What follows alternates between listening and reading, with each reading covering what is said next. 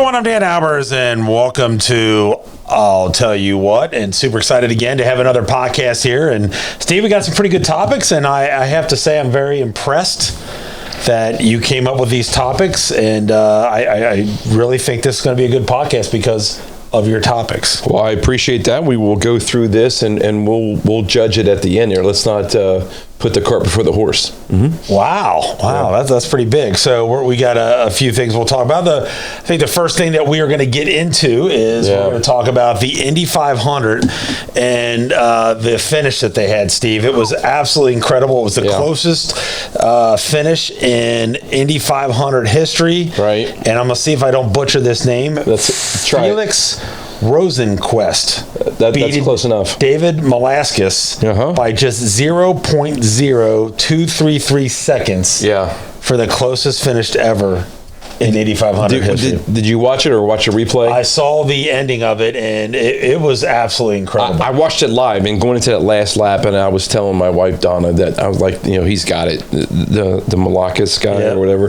that he's got it. And he was winning on the first turn, the second turn, and the third turn. And then there's this thing there, I don't know if you're familiar with Indy cars, that it's called drafting. Okay, Steve, thank you. Yeah, did you know it's open wheel driving too? Did you know that? Yeah, and so he was able to draft behind him and then just like slingshot it around him. And was able to, because the guy that was in front, obviously he had the pedal to the metal. Yeah. And so he slingshot it around. It was incredible. It was just incredible. And here's the thing, because of that drafting, because he waited, because that happened all race, right? Where guys were drafting and then like slingshot I'm it around. Impressed. Thank you. But the difference is that 2/100ths of a second cost that guy almost $3 million. God, that's crazy. $3 million just because of 2/100ths of a second. But like you said, all the drafting that they were doing, whatever was also there were 70 lead changes. Yeah, 70 lead changes. That's crazy. And so it's the first time that Rosenquist has won, or I don't know. First time he's won. It's the third Swede that's won the Indy 500. Yeah, and obviously is one of the great. I just remember back when we were younger, we were in the high school type. The Indy 500, not that it's not a big deal, but I don't know if it's as big as it was back in the 70s and the 80s as it is now. Do you agree? Yeah, just because everything's, I don't want to say watered down, but with the internet and ESPN, that's one of the biggest events. Yeah. Just like the Kentucky Derby. It's all pretty crazy. It was sold out as over 350,000 people in one place. That is crazy. And think back in the day when you had the Al Unsers and AJ Foyt and all those guys. And nice. It's a big event, and I'm not sure. I think they do it over the whole weekend. I think they make it a big weekend. There is. Yeah, and it's supposed to be a big spectacle. It's great to go to it. Like if you go into the infield. Yeah, I don't know if you like the party, but it's I do. Inside the infield. It's supposed to be crazy fun. Well, too, a friend of mine, a good friend of mine, Drew Hipner. He knows everything about the open wheel racing, and he follows it a lot. And actually, the Grand Prix and all the stuff that goes on, and he kind of tells me what they do, and I just can't even imagine. First of all, Steve, being in that compartment, just how you are sitting in that car, right? And sitting like that for a long period of time. Here's my other question I got for you, real quick. Yeah. When do they take a bathroom break? Do they just piss themselves, or how does that work? I don't think they really announce that type of stuff. But I would imagine. For 200 laps, you'd have to go to the bathroom at some point. Where you just get dehydrated and not drink anything, no water or anything the whole time. But it's crazy. But the one thing, especially for this Felix guy, is that walk me through this tradition of pouring milk on your head. Yeah, I don't understand, and then maybe I'll get a hold of Drew and he'll kind of let us know. I'm not. Do you know the whole? Well, it's got to be a tradition from 80 years ago or something. And the other thing that everybody sees, you see them kiss the bricks. They do that. Well, too. I understand that. That's a finish line. Right. But I don't. Yeah, maybe someone out there as you're watching. We're obviously not big racing fans. We got into it at our at high school and middle school and all that stuff. But do you feel like that this with how close it was. You watched it. You think that's going to maybe open up the sport more, and more people are going to watch racing, and then in particular bring back the spectacle that it was of the Indy 500? Maybe. Yeah. And I hate to say this on a down note, but I mean, some of that, I don't know what the viewership was. That I don't think I've seen it. If you've seen it, maybe you have with your glasses on. Yes, you like that. But the fact that unfortunately this past weekend, with the unfortunate death of Kyle Busch. That's what I was getting ready to get into. You kind of stole my thunder, but that's okay, Steve. That's why we do scripts, so we can go off each other and know when the next person's going to talk. Got him. I don't know if you know how that works. I mean, just kind of wanted to throw that out. But that was my next lead-in was Kyle Busch, and like you said, it's first of all, it's obviously a tragic turn of events, and I still can't wrap my head around it. He's 41 years old. They called him Rowdy. He died suddenly from pneumonia and ended up going into sepsis. Yeah. I mean, which is crazy. It really is. And the thing that's really scary too is I remember hearing right around when all this happened, when he passed away, that he was doing a simulator and he collapsed when he was doing a simulator, and he had previous to that he had like a sinus infection or something like that. But to me, I'm sorry, I feel like, unfortunately, with this tragic thing that happened, there's going to be a loss. Something's going to happen, lawsuit. Something's going to go on, that they let this get to a point that it did, right? Well, yeah. I mean, how do you tell somebody like that no, or that you can't race, or you need to go get checked out, or what have you? I mean, think about back to when Jordan had pneumonia, and then he went out in Game 5 of that one championship series and scored 40 or whatever. I get that, but look at all the things that have tragically happened. I mean, they let things go on. Doctors do, like Michael Jackson. And, that taking the pill. Just I don't know. There comes a time when you have to, really just, I don't care. You know what I mean? We don't know the rest of the story, and it will probably come out. Unfortunately, very sad. He's got young children, and he was at the height of his career. And the thing that caught me too was his last race that he won. He said, "Why is this so special?" And he goes, "You just never know when this might be your last one." And that was his last one. That's his last one, and that's the whole thing. And you've talked about it in the past. Is you don't take anything for granted because you never know. Right. And what was cool too, the tributes that came out for that, and obviously the Indy 500. They did a pylon lit up on the 18th lap, his old number on the 18, which is kind of cool. That's awesome. And then Richard Childress ended up retiring his racing car number, which was number 8. Or 18 or whatever it was back then. So that's pretty cool that they do that. But it's sad that, and just like you said, you were saying about you never know.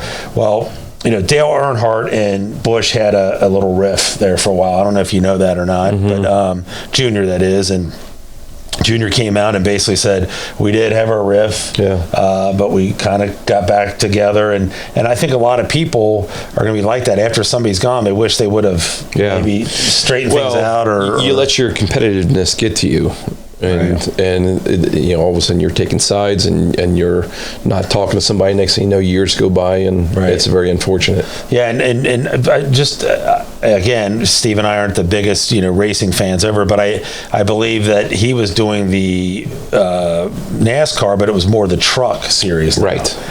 He was before doing the regular NASCAR. Right. Correct. But just a sad set of circumstances there for Kyle Busch. And I really don't even know the circumstances of NASCAR anymore, if it's as big as it used to be. I mean, oh, sure it is. Down south, big. Absolutely. Still big. Yeah. So just what a sad turn of events there. And then the other thing over this past week that was incredible. I kind of want to really dive into this a lot more on the whole aspect of this, was the Texas Tech Florida College World Series for softball. Right. And it was Maya Williams, and her son is dad is Jason Williams, who they called the old white chocolate. If you remember that. Correct. Former basketball player. Yep. So Steve, kind of go into that. What you know about that whole series? It was a College World Series, and I believe Texas Tech won it. But kind of get into why it got kind of crazy. Okay, is it Mia or Maya? Oh my goodness gracious! Yeah. So tomato. Yeah. You know. So anyway, Mia Williams had played for 2 years at Florida, and they were very, very good. They still are very, very good. And she started every game, played every game, and she was one of the stars. Something happened. I don't know if there's a rift or whatever. Long story short, she transfers, as in today's world of college athletics, she transfers to Texas Tech.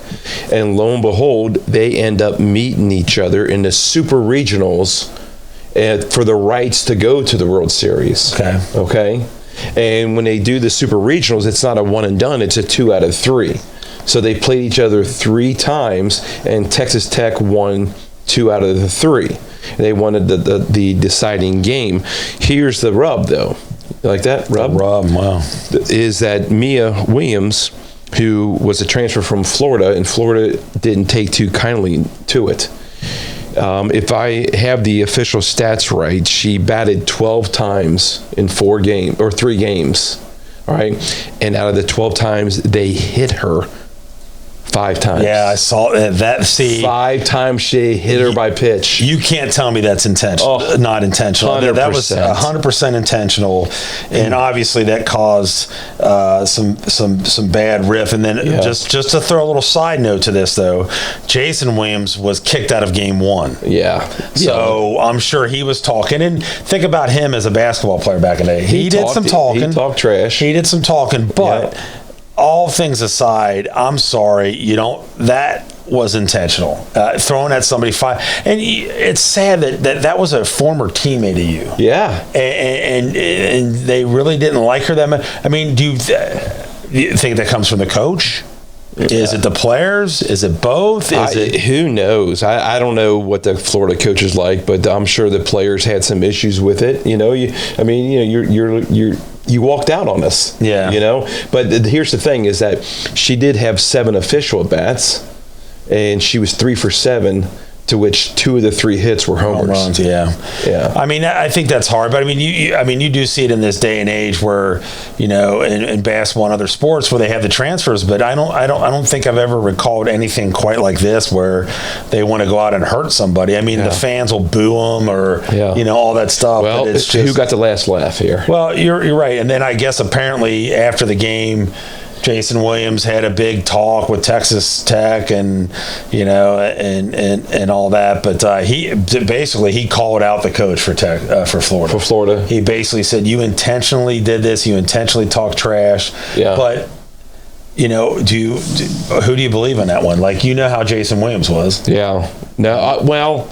I don't know. I mean, because there's a lot of talking on both sides. Yeah, I don't know. I mean, so let's talk about a little bit about that. Like you and I have, obviously play competitive sports and all that. Mm-hmm. And would you get to a point? Let's say me and you, right? Yep. We played together at let's say Sinclair Community College, right? Yeah. And I transferred to Cincinnati State. Okay.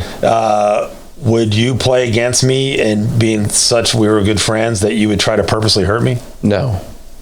I mean, but you as a player too, I mean, if a coach said, I want you to take his legs out, would you say, Coach, I'm not doing that? No, I wouldn't intentionally try to hurt you, but I'm going to do everything I can to beat you for bragging rights. Yeah, I mean, I know you would probably trip me. Nah. You'd probably do something like that. Nah. Pull my shorts down. That maybe. No, but I'm not going to hurt you. I might stick my finger in your ear or something, but I mean, I'm not going to hurt you. But the one thing is I'm going to win. Right. Let's be clear on that, and then I'm going to tell you about it. You're not going to win. Not against me. Yeah, well, I mean, that goes back to the unwritten rule in baseball, right? Yeah. Throwing at somebody. I mean, what's the point of that, right? Yeah. Well, I mean, seriously, it happens. How do you get even? What are you supposed to do? But you let the scoreboard in your play speak for itself. Right. But why is it such an unwritten rule that that you got if he threw at you, whether it was intentional or not, then you got to throw back at him? Yeah. I mean, can't you do something else? I don't know. It happens today in Major League Baseball. I mean, if you remember back in the day, Norm Charlton. Yeah. He took it in his own hands and he plowed down Mike Scioscia. It sure did. I mean, so there's a way to take care of it. And did they win? And they did win. See? And the ball came out of his hands. And he wasn't going for the ball. Yeah. I mean, he was going. Steve, it's funny. We're talking about this too, but the other thing I just saw was a highlight on YouTube, and it was if you remember back in the 1972 World Series, Hal McRae taking out the second baseman. He just literally stood up and went after him. Didn't even hesitate. It was okay. They didn't even think twice about it, and they didn't try to fight. And the Oakland A guy just got up, brushed himself off, and walked off because he knew that's what was coming. That's part of the game. Yeah, I mean, it just now things have just wussified, if you want to call it that. Wussification. That's of this nation. That is exactly what it is, and it just so that whole scenario with Williams and the transfer portal, and you know what? I hate to say it, you start seeing something, you're going to see a trend, and I unfortunately think you're going to see more of this now. Yeah. Don't you? More of what? More of this transfer between schools and then fighting and just the. Well, how can it not? Of course. I mean, especially an impactful player that was a star player for 2 years. I mean, it just the whole loyalty thing's out the window. It just pisses me off. You know what? I could really, really see this happening on the football side of it. I can honestly see an Ole Miss player going after Kiffin, like making a tackle, but you know what I mean? I mean, I could kind of see that because they're pretty bitter, and I didn't like the way that Kiffin went about that. Yeah, but I can see something like that happening to a coach. Yeah, that left. Yeah, I don't know. Yeah, you're right. What? You are right for once. Oh my goodness gracious! All right, let's get into the other one of our topics here. Is the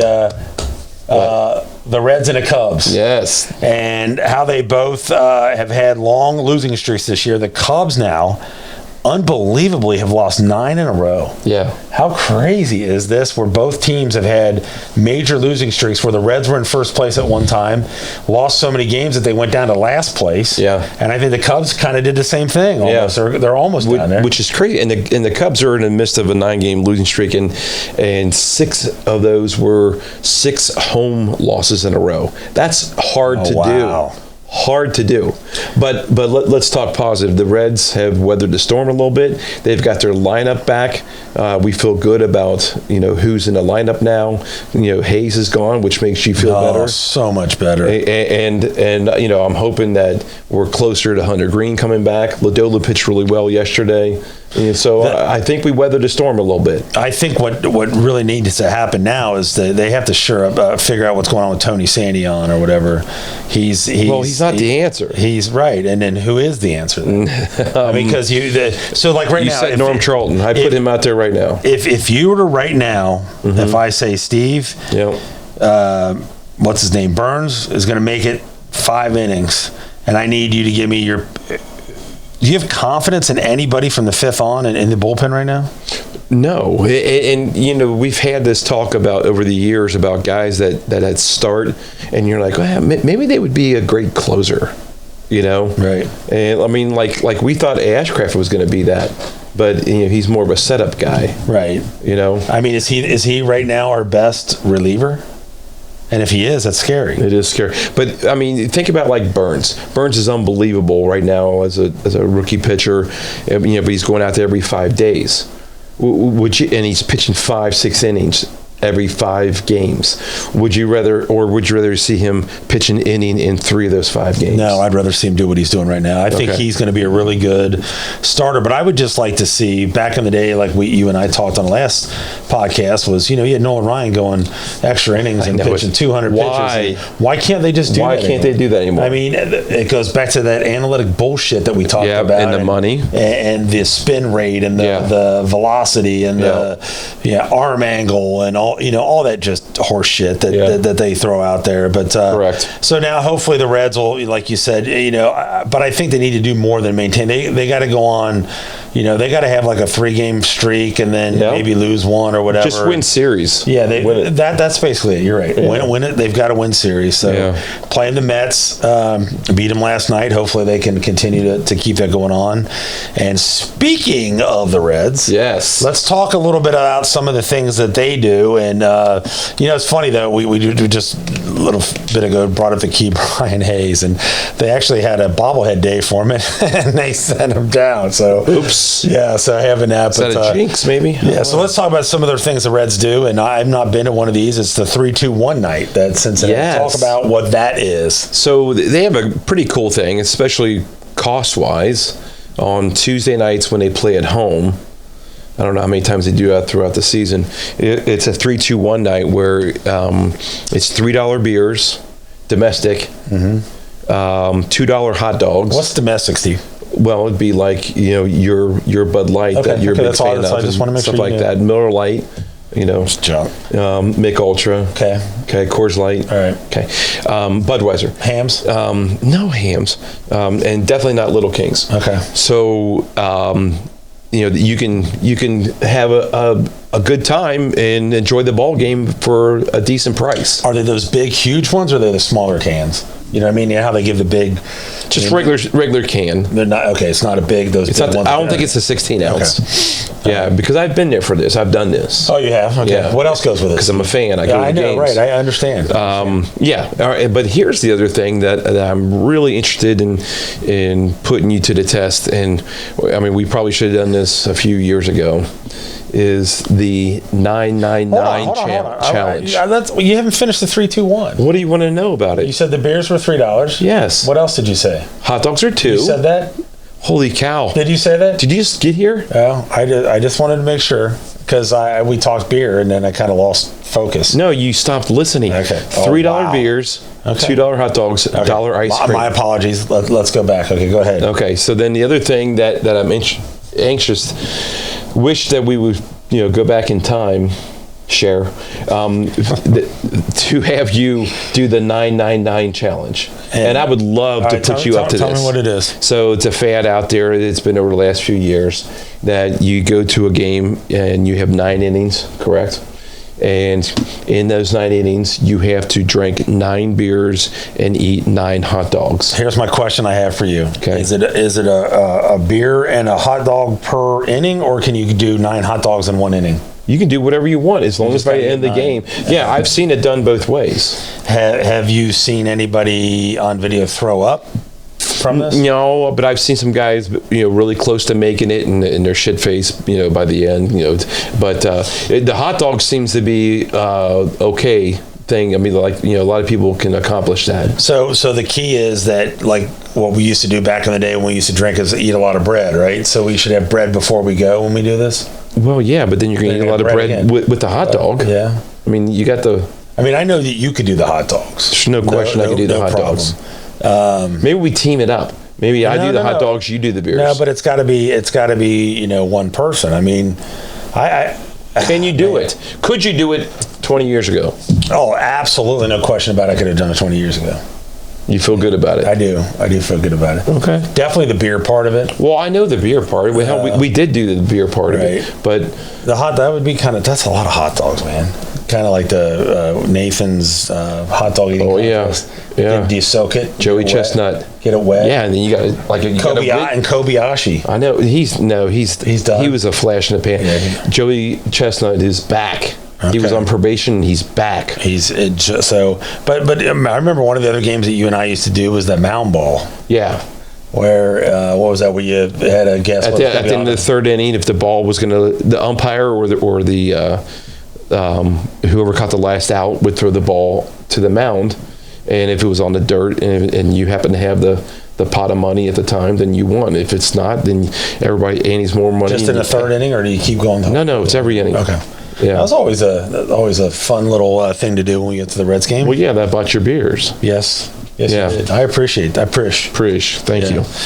All right, so that's some of the things interesting things that the Reds do, and then one thing we have not talked about pretty much in a while, and it's just not like it was for me back in our earlier years, but the New York Knickerbockers. How about that? Nice. They are going back to the NBA Finals. How about that? 1999. How about that? That is absolutely crazy. And then they beat my Cavs, man. Remember when I used to love the Cavs? Yes. Well, you loved the Cavs when they were bad. No, they weren't bad. Okay, Brad Daugherty and Mark Price. Yeah. All right, so here's the thing. It's incredible that New York's back, which you would think, a city like New York and a franchise like that, how has it been 27 years since they've been there? But they've had some really good teams, over the course of their history. Can you name who the coach was and who the star players were for the team in 1999? Well, I do know that John Starks was on there. Patrick Ewing was on there. That hothead, number 34. He got in a lot of fights, but the coach was Pat Riley. That's incorrect. It wasn't Pat Riley? Pat Riley was before that. Riley was before that. Then it was... and I'm not so sure Starks was on this team. He was on it right before that, yeah. And it was that, what was that guy's name? The hothead was Latrell Sprewell. Yeah, no, I was going to say him, Oakley. I was thinking Charles Oakley. Charles Oakley. He was before that. And then... the coach. Oh, gosh, hold on. I know. It's on the tip of my tongue. I'm drawing a blank now. Little short guy. Yes, that's what. And the brothers, and he's got a brother that coaches in the NBA too. Yeah. Just can't think of his name. I'm drawing a blank. Jeff Van Gundy. Van Gundy, yes. Yeah. Who's the coach now? Mike Brown. Nice. Who's been the coach of many different franchises. It used to be, and I remember when Thibodeau was the coach, and he did really well. And he might have made it close to not to the finals, but close to it, and they lost, and they fired him. So it was kind of a surprise. But saying that, the Knicks have had pretty bad owner. He's done some really stupid things. But they made it. I mean, think about that. They pick up Karl Anthony Towns. Yeah. 19 points, 14 rebounds last night. Yeah. So they're decent. They're going to be good. And I mean, they blew the Cavs out. I know. 4 games. It's like 130 to 93. I know it. I mean, they just destroyed them. I mean, I don't know, Steve. To me, to the NBA, it's just not. It's just not like it was. It's not even close. I mean, and people can argue about that, and times have changed and this and that. I just feel like there's no.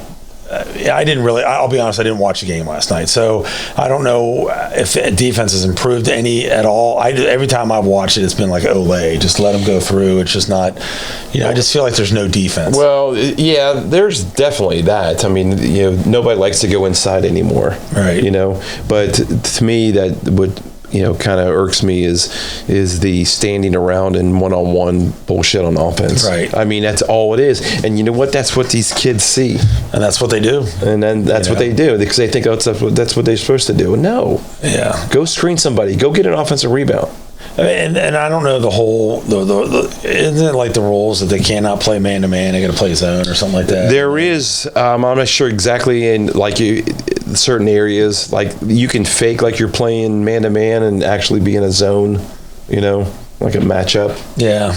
I don't know. I just back in the day when we were into basketball and all this stuff and watching that, I felt like it was like I was excited to watch the games, right. And there was always good games, and the finals were always good, and Michael was always in it, and Magic and Barkley and Bird. There was always going to be something unbelievable. Today, I watched the other night for just a short time, and because I don't like watching the NBA, but I mean the shooting has improved, I think. But there's no other excitement. Right.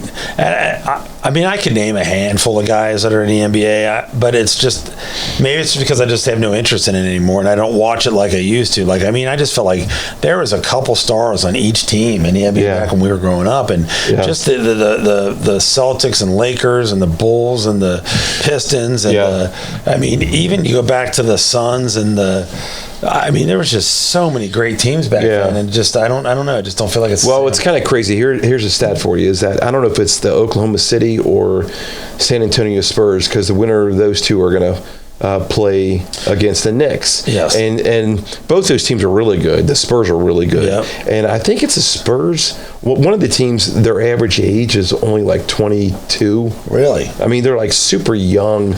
Like they're younger than some teams that were in like the Sweet 16 for an NCAA tournament. Isn't that Uyambi or whatever his name is, and he's super young, isn't he? Yeah. He's pretty young, so he had a half-court shot the other night. Did he really? Yeah. Like it was nothing. And the other interesting thing too, it's kind of off the topic a little bit of the finals, but you hear that. The guy from the Bucks that everybody's talking about now, he's going to be a free agent. Where he's going to go? He won a championship a couple years ago. I know it happens, but I don't know. I don't feel like I get as excited. I mean, you and I. I mean, you remember it was always baseball, basketball, football. Right. Even the Wimbledon we got into the Indy 500, and it's probably just got to be because times have changed, and there's too many channels, too many games on, too many what? I don't know. Yeah, well, that's a part of it. Just like you were talking about the Indy 500, how you think it's gotten watered down a little bit, but I mean it's still a huge spectacle. I say that too, and I guarantee I'll hear from Drew and tell me about how open wheel racing is bigger than what what we know. I guess we should have done some homework on it a little bit. I don't know, but you've said open wheel like 6 times. Yeah, I'm like you're an authority. I know what I'm saying. I am. Okay. All right. So, but yeah, those are some of the things that happened this week that we were very interested in. Again, sad thing with Kyle Busch. Yep. And unbelievable that has happened. But I've got some I tell you what's, and you know what, Steve, I'll go ahead and let you get started again. Like we did last week, and really, we're probably going to go back to 1912 or something right now, I'm sure. Well, I have 2 segments. Okay. All right. Oh, now we're going segments. Okay. All right. So because you made the script, right? Correct. Okay. So the first thing I'm going to give you on this dates in history. Okay. And I shortened it to just 3 because I want to get to the other. I got you. All right. Other subject. Please let's get going. Right. So it's this week in history because there wasn't a whole lot that happened this week. Really? So I had to combine a couple things. Good job. All right. Let's see here. May 25th, 1935, Babe Ruth hit his last home run. Wow. Now, how is that? May 25th, and the season goes until... Well, he probably was sick. He started getting pretty bad at the end there, so he's probably sick. 7/14. Wow. How about that? That is all right. crazy. 1945, May 24th, Priscilla Presley was born. I knew you knew that. Of course, you had to go with the. Yeah, she's 81 years old. No kidding. Yeah, that's crazy. How about that? That's crazy. Scylla. Yeah. And then the last thing, and I know this one hit home with you, is May 27th, 1977. Was the final and last episode of Brady Bunch. Oh, wow. Really? Yeah. That's a good one, Steve. Good job on that one. I like that. I appreciate it. Man. Yeah. So, all right. But here's the other thing I wanted to get to. And I'm glad I almost spilled the beans a little bit earlier. Is I want to talk a little bit about, I tell you what. Mm-hmm. Why is it, help me out here. Why is it I'm going off of the Florida Texas Tech game, where after the game, because of the heat of the battle, they did not shake hands, which they normally do. Right. And they do that in Little League, in high school, in college, big time college. They shake hands in every sport just about, right? Mm-hmm. Even football. Mm-hmm. Why do they not shake hands in professional sports? There's a greet. Like football players come across and they'll say hi to whoever they might say hi to. The Reds don't. The Reds, the baseball definitely doesn't do it. I mean, help me out here. What am I missing? Hockey does it, I think. Basketball, they don't do it. They used to, didn't they? No. Yeah, because I remember the big deal about Isaiah Thomas walking out after the game before the handshake. I kind of remember that. They used to at some point. But that wasn't, they weren't doing the lines like they do. I thought they did. They would just, they would want to greet who they want to greet. Why is that in professional sports that they don't do that? Well, because they get heated and some of those guys take it too, you know what I mean? They might say something. So with the times that have changed, should we change the handshake to before the game? No,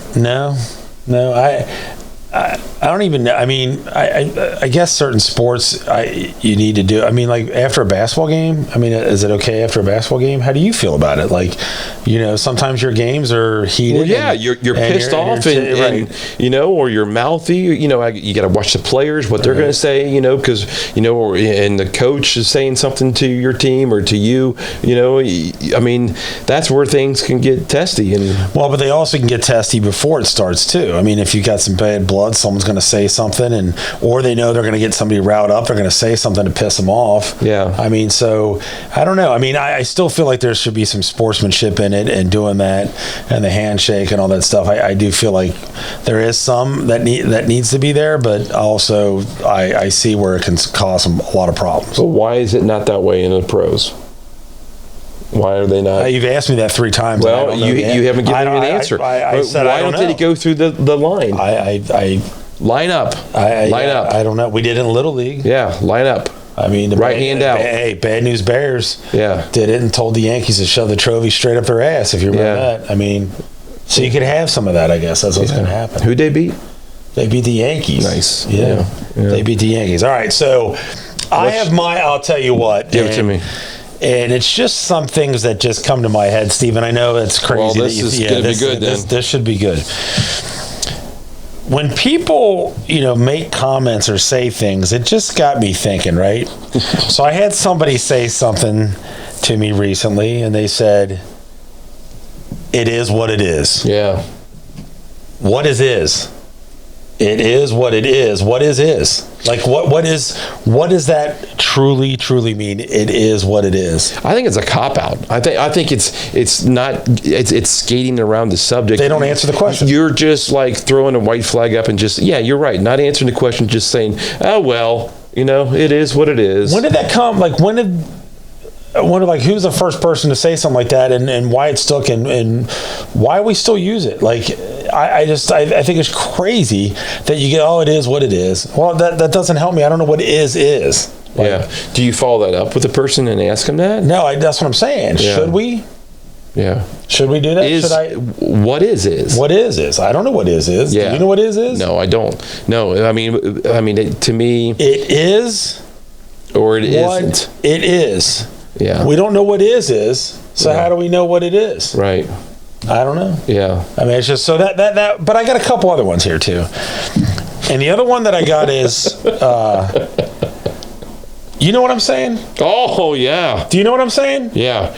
I mean, and I've heard that in movies, and the response is, well, yes, clearly I speak English and I understand what you're saying.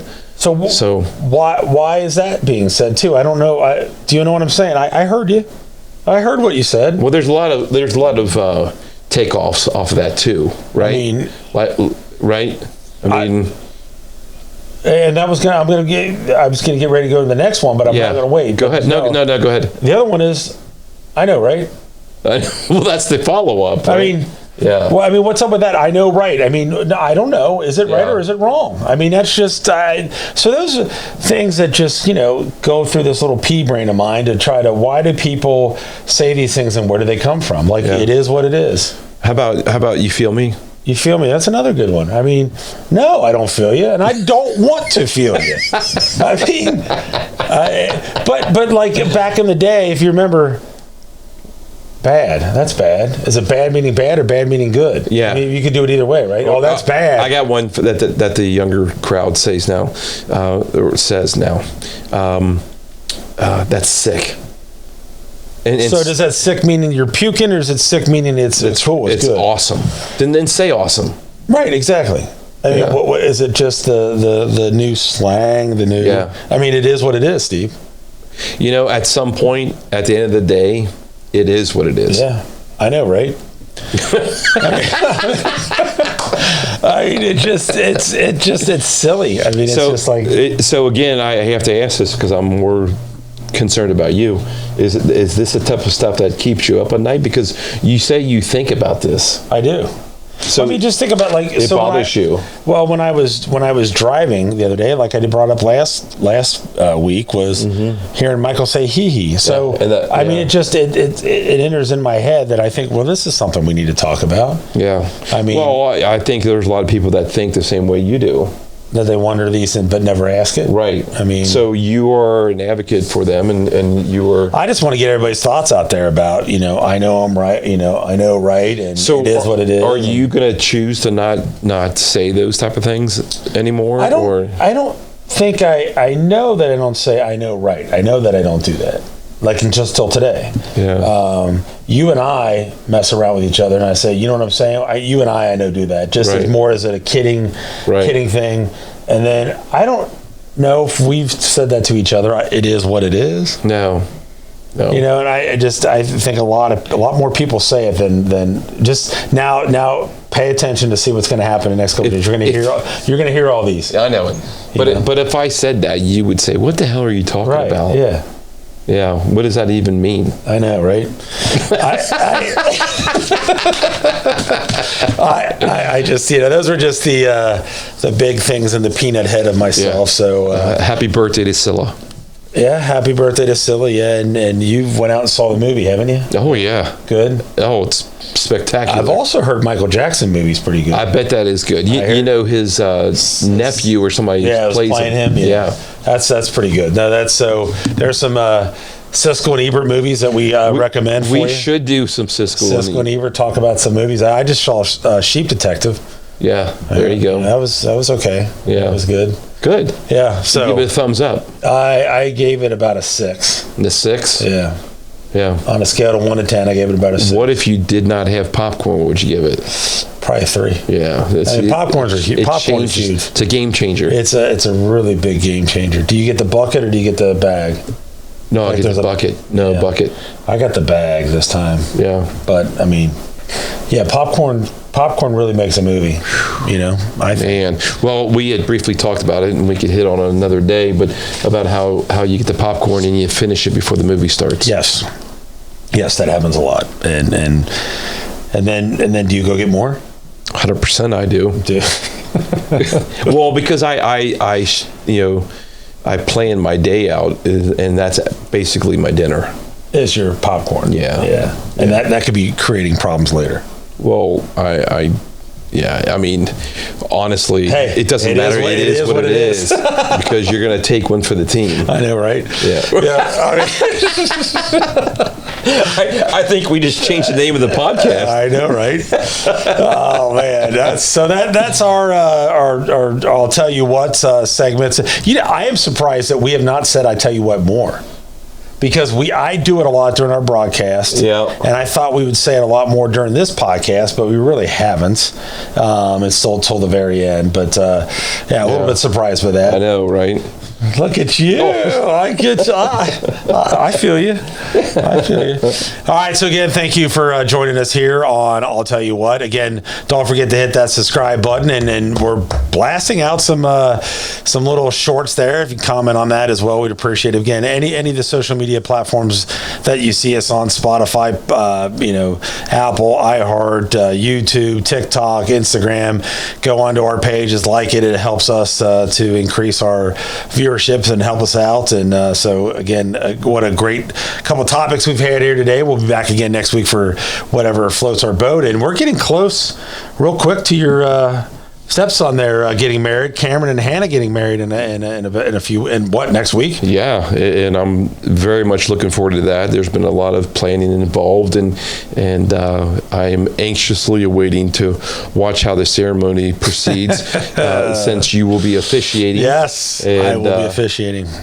It may be the first officiant that has gone on to dance on the dance floor and taking their shirt off. So that is probably going to be a given. Yeah, so that might be a record in Guinness Book or something. And then I take my shirt off and I just have the little clergy little collar. I thought it was called a dickie. Well, hey, I'll wear a dickie. I'm not bashful about that. But again, thank you guys for joining us here on USBN Sports, and also I'll Tell You What. Again, like, subscribe, and tune in to us each week. So again, for Dan Albers and Steve Ellis, you've been listening to I'll Tell You What. Have a good night, everybody.